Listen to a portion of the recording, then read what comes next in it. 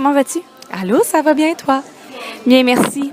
Donc, je voulais savoir comment tu trouves l'inspiration pour faire la musique des films ou tout simplement tes compositions personnelles? Ben, c'est deux choses différentes.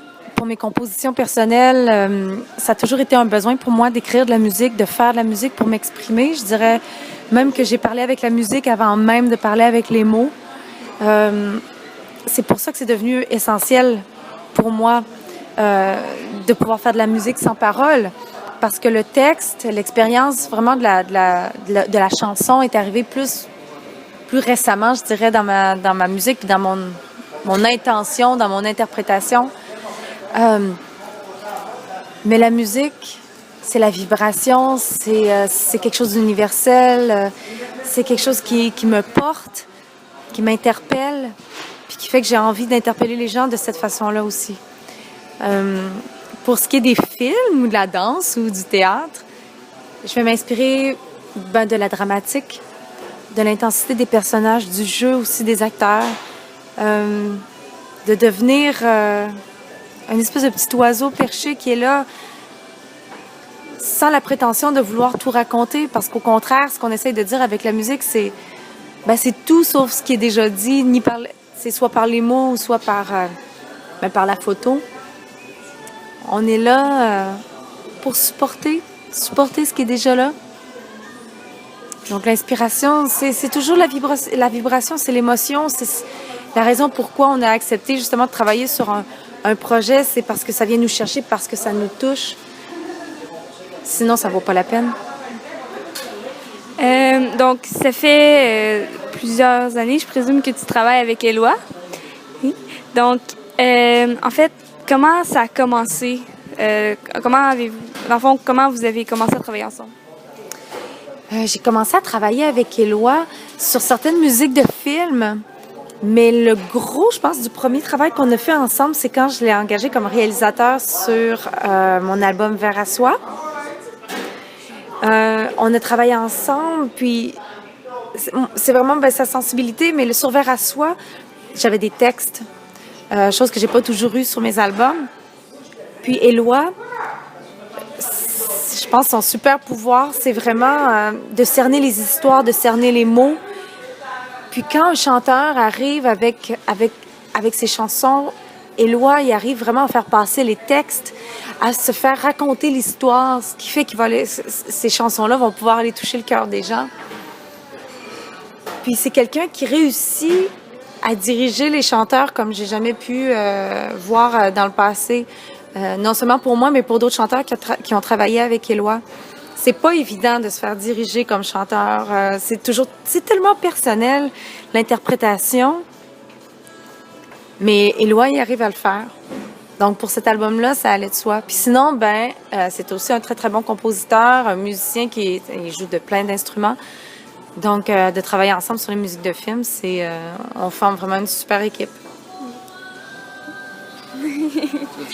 Oui, donc vous avez travaillé ensemble sur le film Louis Cyr. Pouvez-vous nous parler de l'expérience, dans le fond, de ce film-là?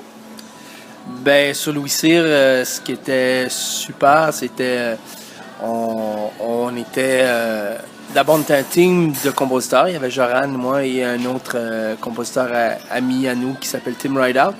Et on avait à développer la thématique d'un personnage vraiment très fort dans l'histoire du Québec. Pas juste fort physiquement, mais fort dans la mythologie du Québec. Puis notre réalisateur, Daniel Roby, nous a vraiment demandé d'être dans les patins de Louis Cyr. Et tout le film, toute la dramatique musicale, on l'a axé de telle sorte qu'il fallait faire vivre aux spectateurs qu'est-ce que c'est d'être l'homme le plus fort du monde, ou en tout cas d'être Louis Cyr. Donc, ça a été ça notre angle de travail pour la musique. Est-ce que vous avez des instruments que vous préférez utiliser pour vos compositions ou s'il y en a pas vraiment? Ben moi, oui. C'est sûr que le violoncelle et la voix sont mes deux instruments, je dirais que j'utilise le plus souvent, mais chez moi, ce que j'aime utiliser, soit pour méditer ou soit pour composer, évidemment, il y a le piano, il y a la harpe. J'ai une harpe paraguayenne qui est super inspirante pour moi. Le ukulélé, la guitare, en fait, tout ce qui est cordes. Tout ce qui est cordes, pour moi, est une source d'inspiration. Sinon, j'ai plein d'instruments percussifs chez nous qui peuvent être utilisés souvent dans des ambiances, dans les musiques de films ou même dans mes compositions à moi. Écoute, c'est très drôle parce que on partage, on a un studio ensemble, Joran et moi, et on a une multitude d'instruments qui sont issus, depuis toujours, on a des catalogues de magasins de musique un peu obscurs, dont Larks in the Morning à San Francisco, puis des fois, on s'assoit, Joran et moi, puis on regarde quel instrument bâtard on pourrait s'acheter. On regarde ça un peu comme tu pouvais regarder un magazine de jouets quand c'était Noël à 8 ans. Là, on regarde ce catalogue d'instruments de musique d'un peu n'importe où dans le monde. Puis on devient vraiment les yeux pétillants, puis on se dit on veut ça, on veut ça, on veut ça, on se fait une liste, puis bon, peu importe ce que ça donne après, qu'est-ce qu'on va réellement commander, c'est pas grave, juste le moment de regarder ce catalogue d'instruments-là est aussi tripant que vraiment quand on avait 8 ans devant un catalogue de jouets. Mais toi, tu joues de plein d'instruments aussi. Oui, mais enfin, oui, moi personnellement, comme performeur, à l'époque d'Okoumé, je jouais beaucoup d'harmonica. Donc, c'est resté... d'ailleurs, comme par exemple sur la trame sonore du film Dédé, une des raisons pour lesquelles je pense avoir eu la job du compositeur en fait, non, pas tant compositeur comme directeur musical pour le film Dédé, qui relatait l'histoire des colocs, je jouais de l'harmonica. En plus d'être compositeur, je maîtrisais l'harmonica, qui est comme un des instruments principaux des colocs. Depuis toujours, je joue de la guitare, de la basse, du ci, du ça. Là. Donc, entre Joran et moi, on a une panoplie de couleurs qu'on peut apporter à un film. Puis, depuis, quand même, faut le dire, avec Louis Cyr, on avait la commande de livrer un film épique et un film avec vraiment du grandiose. Là. Puis, il y avait besoin que ce soit intense, que ce soit orchestral.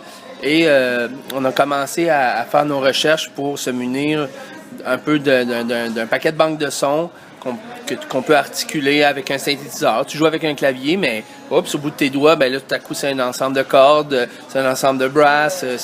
Donc, de plus en plus, on prend goût à ça, puis on fait notre recherche là-dedans. Puis, c'est ça, grosso modo. Puis, avez-vous des projets qui s'en viennent au cours de la prochaine année? Ben oui, on a été les heureux élus pour la Guerre des Tucs. Donc, on va composer d'abord des chansons. On a 4 chansons à composer pour le film de la Guerre des Tucs 3D. Ensuite, va arriver toute la musique de score qui va envelopper le film. Fait que ça, c'est notre projet commun pour l'instant. Sinon, moi, je travaille sur certains documentaires. J'ai un projet d'album qui va sortir au mois d'août. Toi aussi, tu as plusieurs autres projets? Bon, il y a beaucoup de projets, des projets d'albums aussi.